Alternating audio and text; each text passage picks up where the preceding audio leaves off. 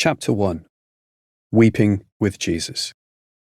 For those who've heard bad news. Have you noticed how bad news has a way of reorganizing your life in an instant? It carves a home for itself in the center of your heart and moves in without your permission. Grievous news about a person you love is a plague of locusts, which chews at everything, removing the life you knew. We will never forget the day we learned the news about our son Jed's health problems.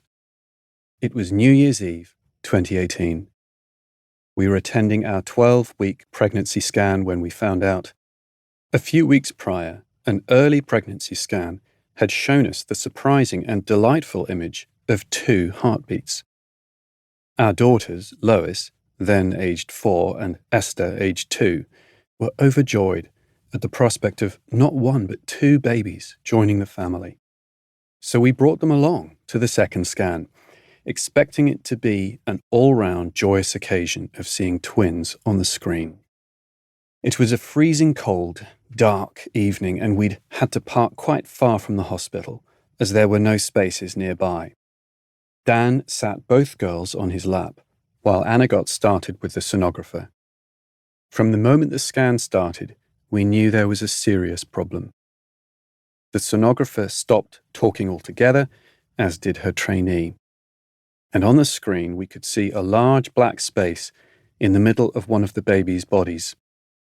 The problem, we would soon learn, was called megacystis, a huge bladder filled with urine.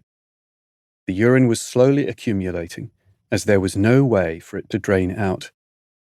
A tiny outlet valve hadn't developed properly in Jed's body. Over the coming months, the pressure from his huge bladder would damage his kidneys and prevent his lungs from developing normally. The staff said it would be easier to explain what they were seeing without the children in the room. I, Dan, hastily picked up our 2 girls and took them out. We walked back to the car through the freezing cold. I was barely able to say anything to my daughters, who were full of questions and worry.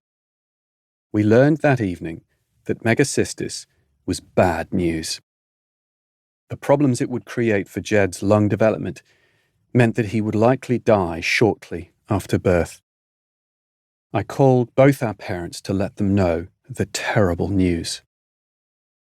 My mother-in-law later told us that she thought to herself that day, "We'll never laugh again." Perhaps you feel like that too. You, or someone you love, have received some devastating news. You know that your life will never be the same again now. It can't be.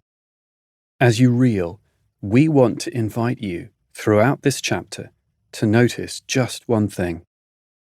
When terrible tidings crash into our lives, the Lord Jesus is present to weep with us.